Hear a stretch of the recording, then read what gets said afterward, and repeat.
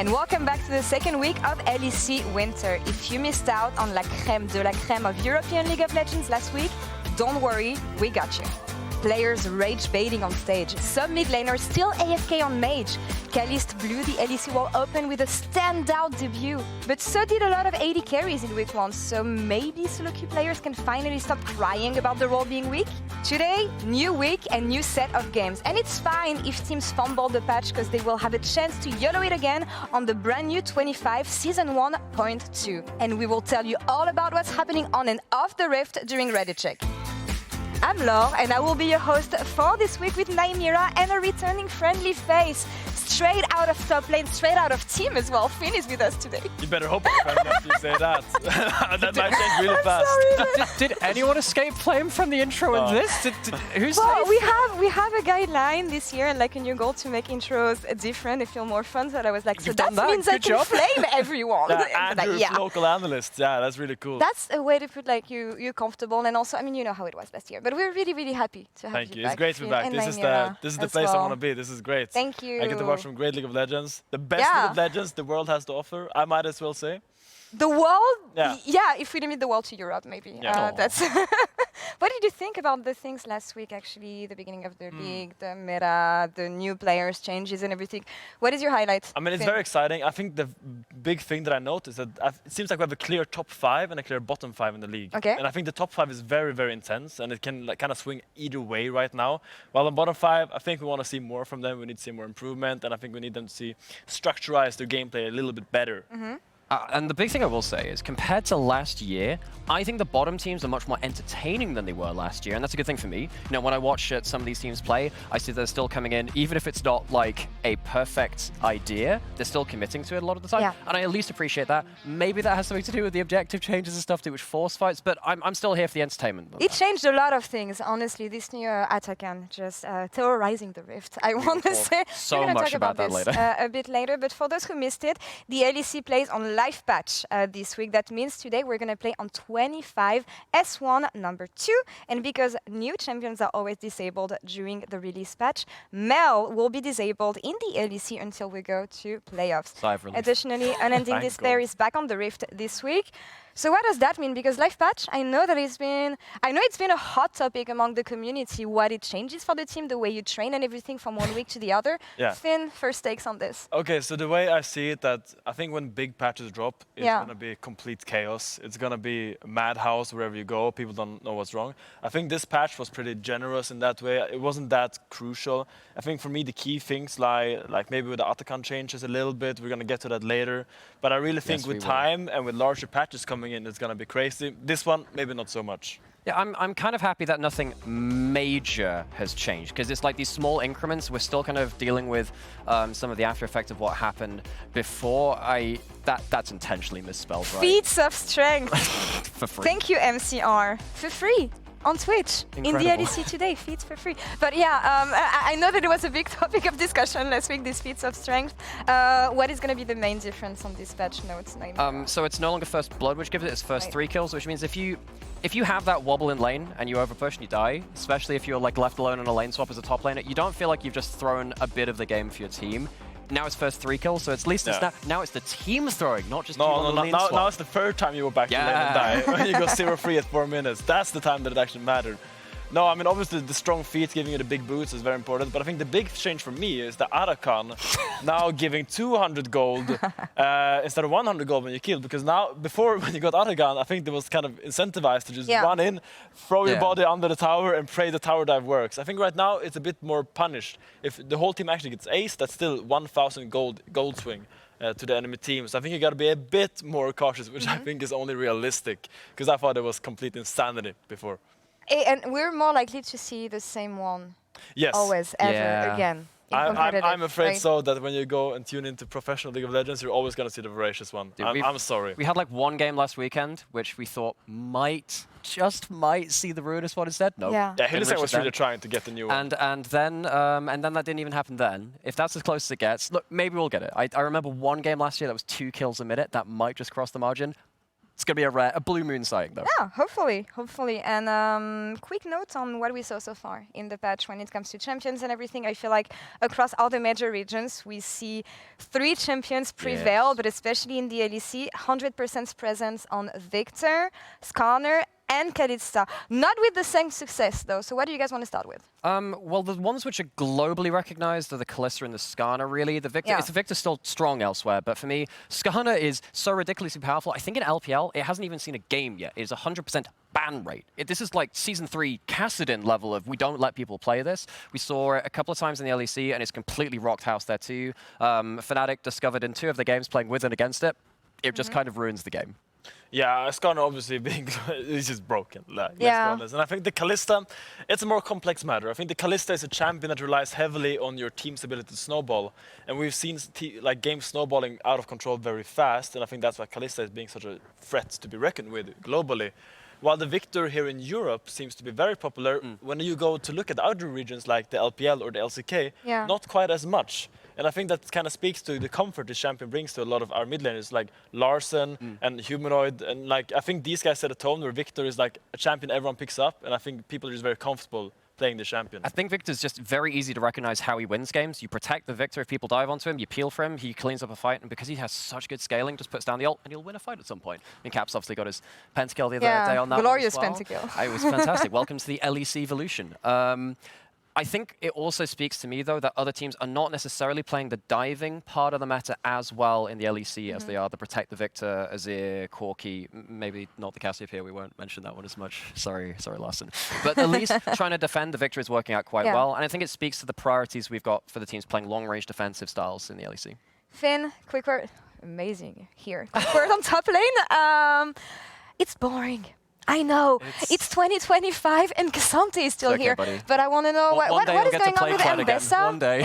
And it's the case on all major regions, honestly. You find a lot of Cassante, Mbessa, Jace, a bit of Jax here and there. A lot of swap lane still. Talk us through what's been going on. It's just tough out there, man. Like you load into the game, and then there's like a Kalista in your lane, there's a Rel behind you, and then there's a Vi sitting in the bush behind you. You just can't play the game right now as a top laner. There are no 1v1 lanes.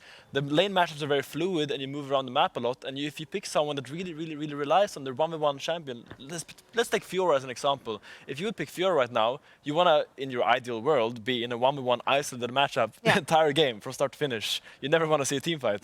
But these lane matchups being so volatile and fluid means that you move around from top to mid to bot, and you actually don't get to play your 1v1 matchup that much. You often end up playing against the bot lane or a mid laner that's just sitting there whacking down your face while you're trying to get every single minion that you can. Yeah, it's agonizing. So trying to play actual carry is pretty difficult. I do wonder whether we'll see some evolutions in level 1s. I mean, way back into the history of League, we've had massive invades to put wards in lanes to see if there's a lane swap coming through, doing big kind of jungle invades too. Maybe, fingers crossed, that can allow you to scout out a lane swap coming, match it, and maybe play a carry, but it's quite high risk. I think we're going to see Sion soon. It's a matter of time until we evolve this. We put Sion bot. We don't the bouse out we there. don't farm anything. He's just going to sit there. I mean, it's the best for dives, so No, I think we're going to see an evolution the other direction. I think it's going to... How bad can we turn this? How much can we make our top laners suffer? How little resources can we give them and still win the game? I've seen these games before. No, for real. Like the years pass. Give it to ADCs. Yeah, the season changes, but the top lane situation stays the same. Closing thoughts on Mbessa.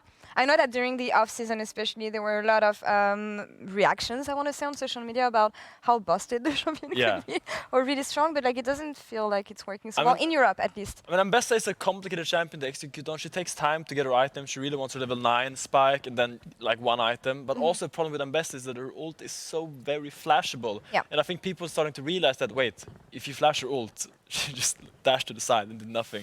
So people are starting to realize that if you want to pick Mbessa, you need to pick some kind of CC setup. Need because Vi she's as well, great. She's great as a follow-up engage to the key targets, like a Vi or like a Nautilus ult where she's ult and one-shots the guy. But if she has to do the move first and they can just flash it, she kind of struggles. And I think we will need more time for this champion. All right.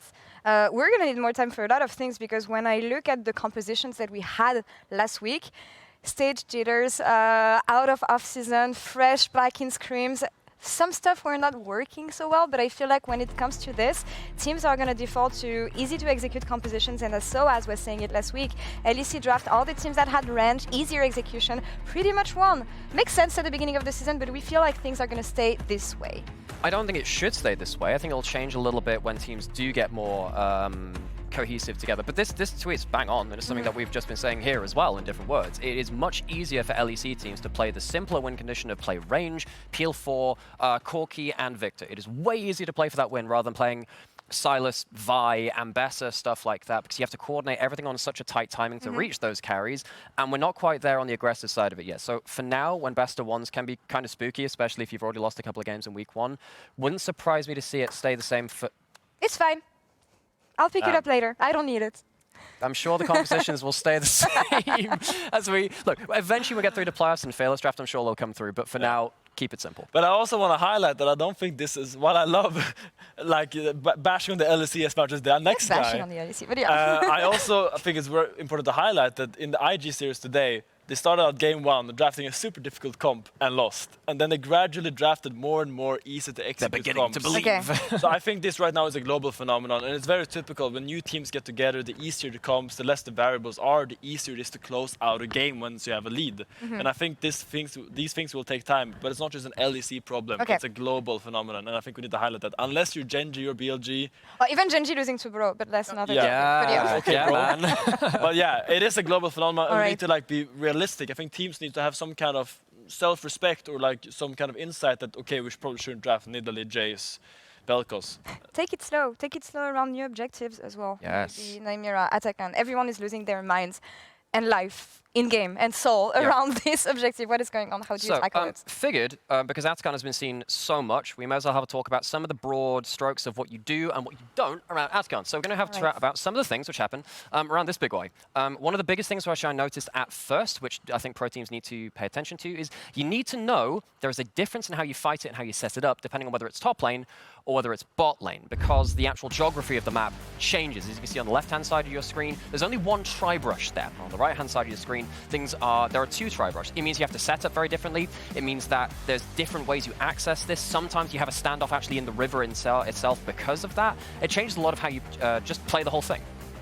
Yeah, I couldn't stop laughing because I was like, oh, you gotta think of the Ata climate change when the map. Oh my god. No, but it's very important because I think crucially when you come into an Atakan fight, there are very, very close quarters you have to walk through. These choke points are very, very tight, and if you play against a team with any sort of AoE engage, it's very easy to force these mega ults, as you saw. And I think particularly when you have a difference of having like a high tank team and a low tank team, it changes the way that you do things as well. Because, well, this is really different because the amount of kills changed where it spawns. You have to adapt this on the fly. You can't plan onto this in advance.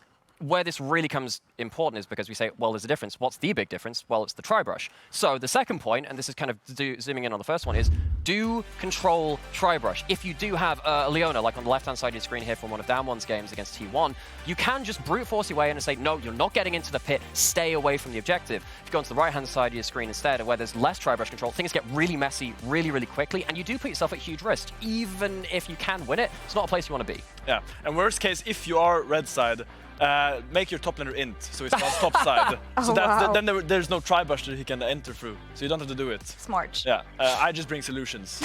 Fantastic. And I actually think this influences the champions that we're seeing as well. I think that champions like Victor, you put down the Chaos Storm or the Grav Field inside the tri-brush, I think it affects. So one of the reasons I know Europe hasn't done as well with it, but Misfortune, ult the tri-brush, that can help too. Leona can just walk up and tank it. I think there are a bunch of champions right now which kind of are making the most of this because unlike Baron or Dragon, you're not in the pit, you have to find different ways to play around the terrain. Yeah, and crucially this where Keria stands in this clip. Like if you stand in the Baron pit, you actually have so many tools to use Hex Touch over the wall and find completely crazy engages if they all go through that point. So this is really the place you want to fight. So you gotta keep your eyes looked out.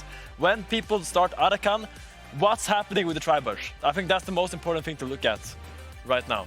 Yeah, and this, it's not going to be like completely solved from this. This is, all of the points that we're bringing up here are kind of pros and cons. Now, if you do enough of them badly, you're very likely to lose the objective, but all of these are really important on the whole. But of course, you can't always keep people from engaging on you while you're on the objective. You can't always stop people from just flashing and full sending it into you as well. So if people do come to fight you, one of the biggest don't tank the damn objective. Don't tank Atakan. That thing shreds your resistances with each second you stand in the pit, and each time it hits you. There's also this aura at the end which applies 3 ticks for each time it goes over. And yeah, G2 figured this out. Close your eyes. So we already talked about the tri-brush control. They don't quite manage to do that. They do give it a good attempt, but they managed to force their way through the tri-brush. Well, okay, you think that's going well. They get onto it anyway. They stand on the Atakan. They tank the aura. The shred comes in, and the shockwave does even more damage. You cannot afford to take a tank Atakan for that long. Yeah, you gotta be really, really careful. Starting Atakan at the numbers, like when the numbers are equal, usually it ends up really poorly for the team that starts it. In general, it's easy to go and team fight the team that's doing Atakan if you have equal numbers, because yeah, it's just Atakan's just so powerful. It just creates all these debuffs and does so much damage. You gotta be really mindful of when you start it and when you can't. And so a lot of this is about Atakan. Actually, it's kind of like a raid boss fight in itself, which I think people should already be thinking about this with Baron. I've seen plenty of Baron fights over time. Just someone stands in like the little bubbling pool at your feet, and it takes off, a third of your HP. That matters. But I think with Atakan, because it's happening so early into the game, it's affecting things in a way which people just haven't respected in the same way.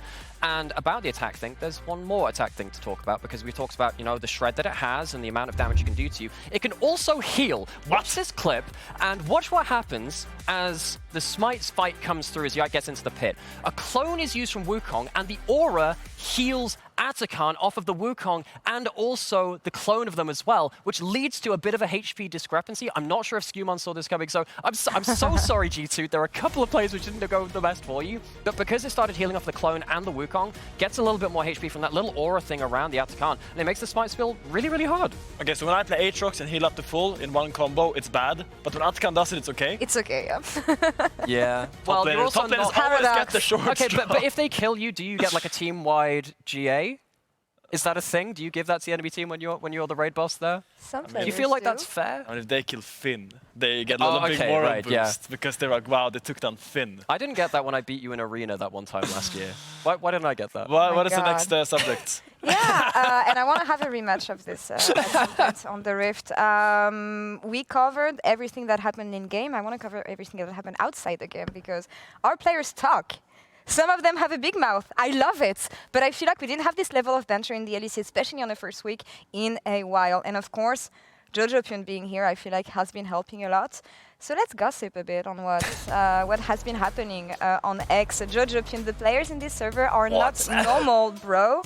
Vladdy, after the game, of course, tweeting, try and get a kill first. I know, I love banter. I love the fact that players are having more fun. But Finn, do you agree with the fact that I feel like it's maybe going to be more than the previous weeks, in the previous years? Boo, I want to see that before the game. Yeah. Trash talk after the game, boo, boo, right. boo. However, the final form of this, which is something that Wonder did, is something that Jojo's done in the past, you schedule your tweet, your post, for during the game you're playing, and then you just roll the dice on whether it's right or not. Yeah. It's like, oh, this guy's so bad, middle of the game. I saw Jackie's tweet yesterday that they just beat Koi.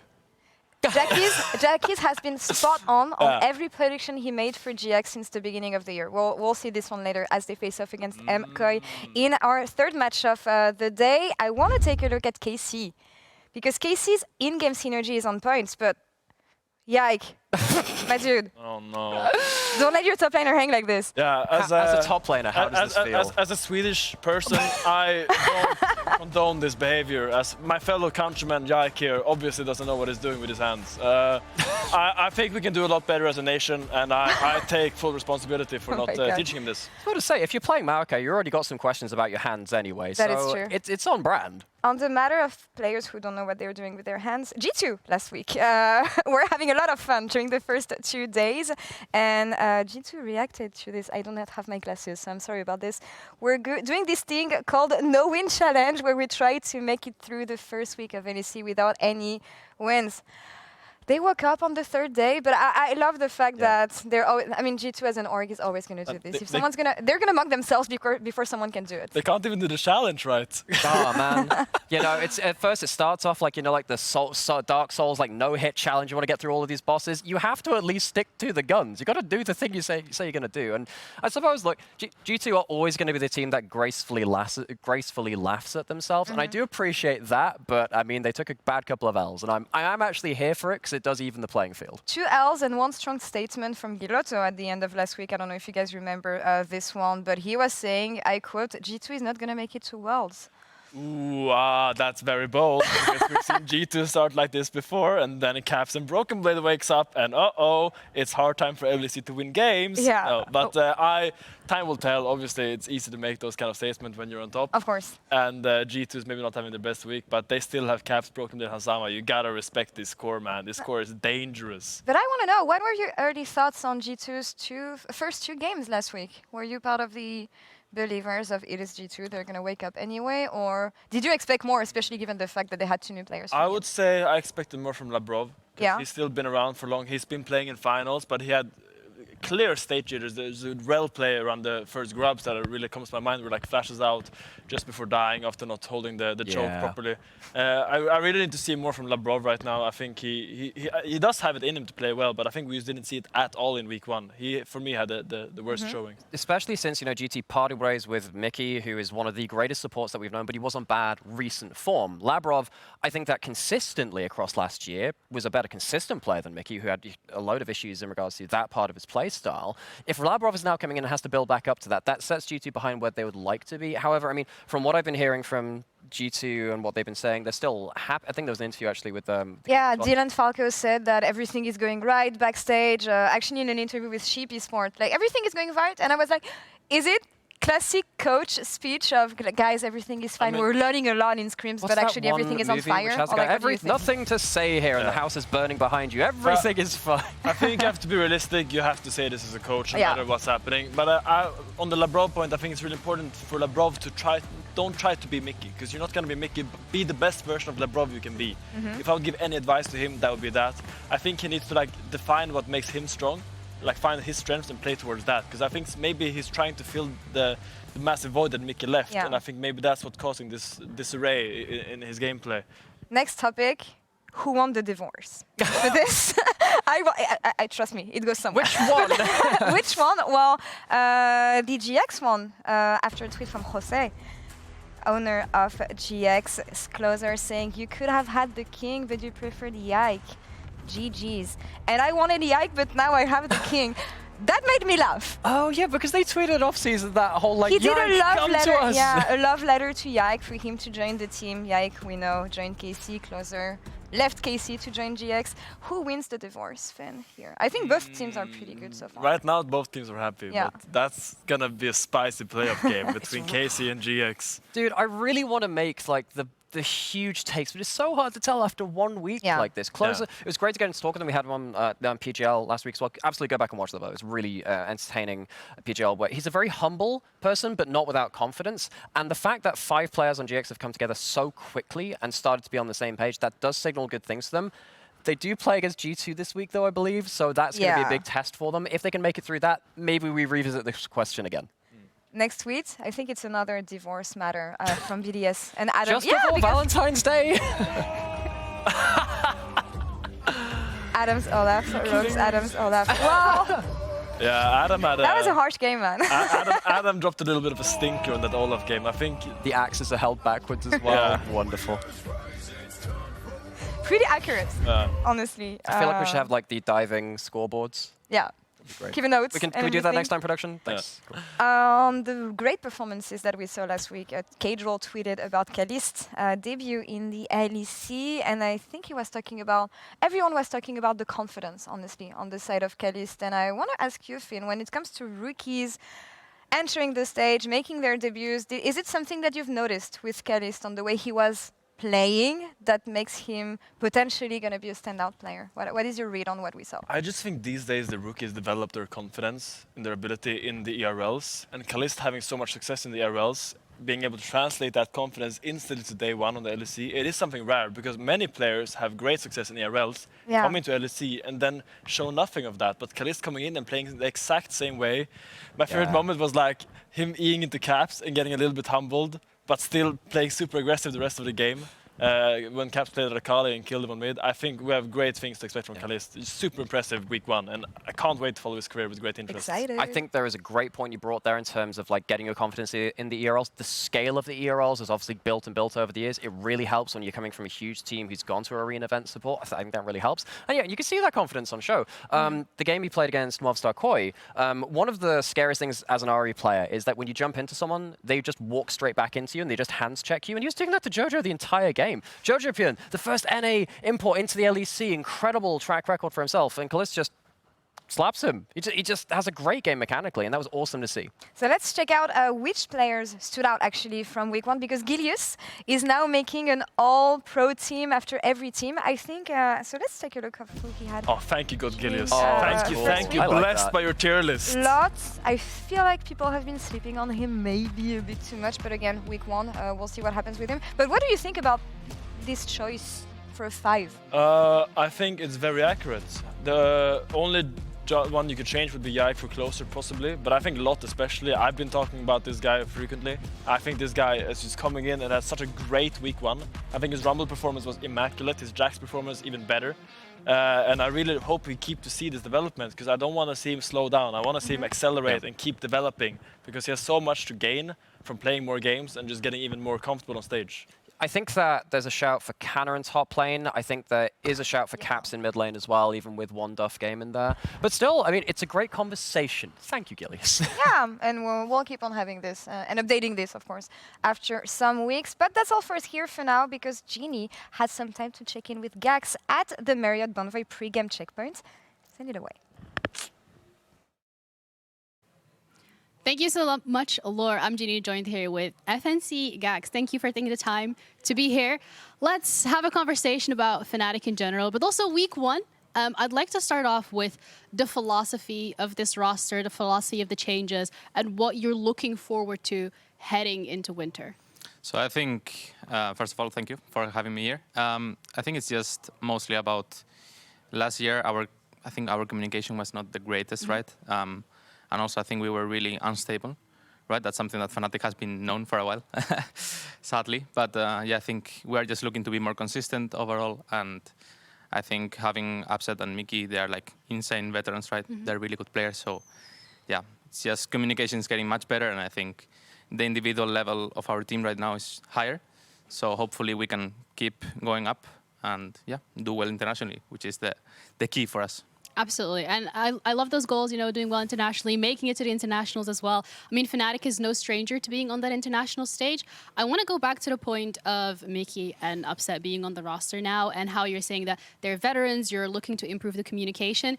Is it that they, as the two veterans, are potentially the loudest when it comes to shot calling within the game, or is it more balanced? I mean, I think it's like, especially Upset, he's like talking a lot and giving a lot of ideas. And like right now that there's a lot of lane swaps, right? ADCs have to be like knowledgeable and vocal about what they want to do. So, and I think that's something that, for example, with Noah, we were not as good at. So that's for sure an improvement. And with Mickey, maybe he's like, I mean, he's more vocal than Yoon, for sure. But he's not that guy that is going to like shot call the game and everything. But I think we're happy with Humanoid and Upset shot calling. So I think everything should be going better. Yeah, I'm looking forward to see how that plays out. We've already seen 1 week of the LEC, right? So you've had a chance to look at your opponents as well. I mean, you're playing Rogue today, but in general, from the teams that we have seen, who do you think is like a sleeper team that you're worried about ramping up throughout the split? I mean, I think there's like a top 5, clear top 5 and top 5, bottom 5. I think Koi actually impressed me because they were playing better on stage than they were doing in scrims. So I'm happy for that, since I'm Spanish too. I'm happy that they're doing well. But yeah, I think I was expecting kind of the same. I think Giants are one of the best teams for sure. They're showing it on stage too, besides that Rogue game, which was a bit fiesta. Yeah. Hopefully we don't make that one today. We appreciate that. Yeah, and yeah, I think there's no surprises. I think also BDS is not performing well. But they are 2-1, so let's see what happens this week, right? Absolutely. Well, thank you so much for the time to take the interview. We're ready to head over to our casters. So Dracos and Jack, take it away.